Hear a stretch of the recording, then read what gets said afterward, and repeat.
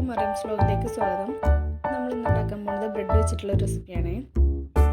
നല്ല ടേസ്റ്റി ആയിട്ടുള്ള കുട്ടികൾക്കൊക്കെ ഇഷ്ടപ്പെടുന്ന ടേസ്റ്റി ആയിട്ടുള്ള ഒരു റെസിപ്പിയാണ്. ഇത് ഉണ്ടാക്കി കഴിഞ്ഞിട്ട് എല്ലാവരും ഫ്രിഡ്ജിൽ കുറച്ച് സമയം നമ്മളൊന്ന് സെറ്റാകാൻ വേണ്ടി വെക്കേണ്ടതാണ്. ഞങ്ങളിത് ആക്രാന്തം മൂത്തിട്ട് ഇച്ചിരി മുന്നേ എടുത്തു പോയി, അതുകൊണ്ടാണ് ഇതിൻ്റെ ടെക്സ്ചർ ഇങ്ങനെ ആയത്. കറക്റ്റ് ടെക്സ്ചറിൽ കിട്ടും. ഒരു 2 മണിക്കൂറൊക്കെ ചുരുങ്ങിയത് ഫ്രീസാകാൻ വെക്കുകയാണെന്നുണ്ടെങ്കിൽ കറക്റ്റ് ടെക്സ്ചറിൽ തന്നെ കിട്ടും. പക്ഷേ ടേസ്റ്റിന് കുറവൊന്നും ഉണ്ടായിരുന്നില്ല കേട്ടോ, പക്ക ടേസ്റ്റാണ്. അപ്പോൾ എല്ലാവരും ഉണ്ടാക്കി വെക്കണം കേട്ടോ. എങ്ങനെ ഉണ്ടാക്കുകയെന്ന് വെച്ചാൽ ആദ്യം നമ്മൾ പാൽ തിളപ്പിക്കാൻ വേണ്ടിയിട്ട് വെക്കുക.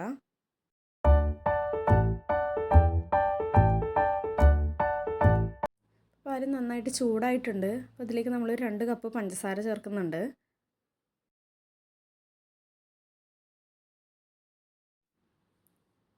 ഇനി ഇതിലേക്കൊരു 2 സ്പൂണ് കോൺഫ്ലോർ, ഒരു ഇച്ചിരി വെള്ളം കൂട്ടി ചേർത്തിട്ട് ഒരു ചെറിയൊരു പേസ്റ്റ് പരുവത്തിലാക്കിയെടുക്കുക.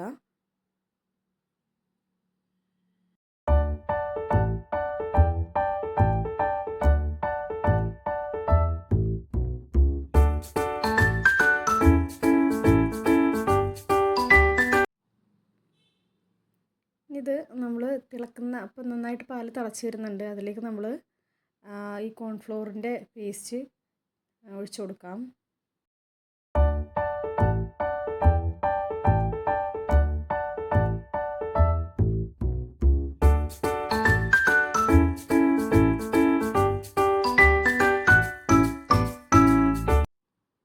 അപ്പോൾ നോക്കിയ പാൽ നന്നായിട്ട് കുറുകി വന്നിട്ടുണ്ട്.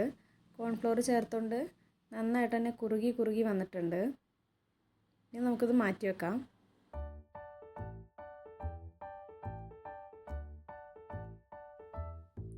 ഇതിൽ നിന്നൊരു പകുതി നമ്മൾ വേറൊരു പാത്രത്തിലേക്ക് മാറ്റുകയാണ്.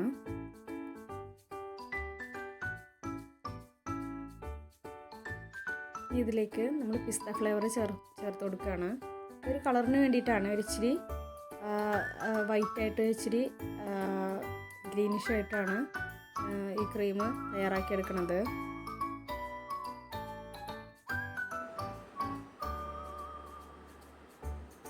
നമുക്കത് ഫ്രിഡ്ജിലേക്ക് ഇച്ചിരി സമയം നന്നായിട്ട് തണുക്കാൻ വേണ്ടിയിട്ട് മാറ്റി വെക്കാം.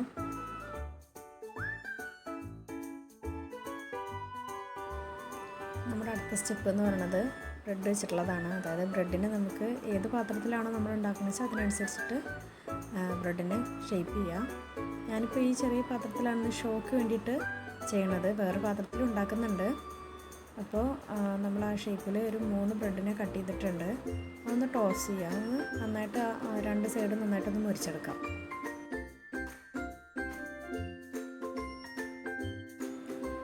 നമുക്ക് നമ്മൾ ഉണ്ടാക്കാൻ ഉദ്ദേശിക്കുന്ന പാത്രത്തിലേക്ക് ആദ്യം ഞാൻ പച്ച സോസാണ് ഒഴിക്കുന്നത്. അത് കഴിഞ്ഞിട്ട് ഒരു ബ്രെഡ് പീസ് നമുക്കതിലേക്ക് വെച്ച് കൊടുക്കാം. അത് കഴിഞ്ഞിട്ട് ഞാൻ വൈറ്റ് സോസാണ് പിന്നെ ഒഴിക്കുന്നത്. വൈറ്റ് സോസ് ഒഴിച്ച് കഴിഞ്ഞിട്ട് വീണ്ടും നമ്മളൊരു ബ്രെഡ് പീസ് കൂടി വെച്ച് കൊടുക്കുന്നുണ്ട്.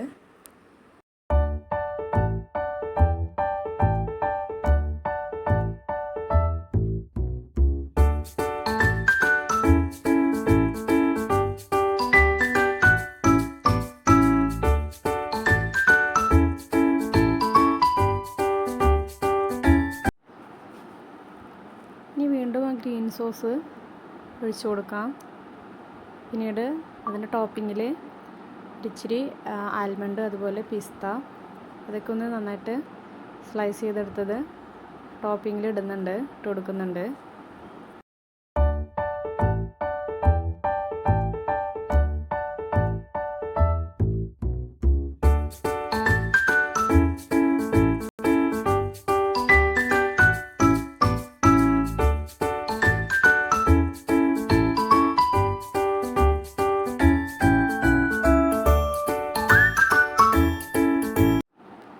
ഇച്ചിരി കൊക്കോ പൗഡർ കൂടി തൂവി കൊടുക്കുക. നല്ലൊരു ഭംഗിയാണ് കാണാനായിട്ട്. നമ്മുടെ ഡ്രീം കേക്കൊക്കെ ഉണ്ടാവില്ലേ, കാണാൻ നല്ല ഭംഗിയാണല്ലോ. അതുപോലെ നമ്മളുടെ ഈ പുഡിങ്ങും കൊക്കോ പൗഡർ വെച്ചിട്ട് കവർ ചെയ്തിട്ട് നല്ല ഭംഗിയാക്കാം.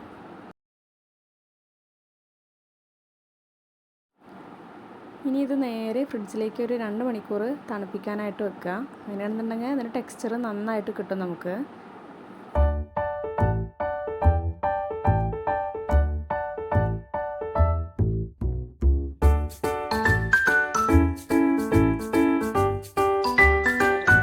എങ്ങനെയുണ്ട്?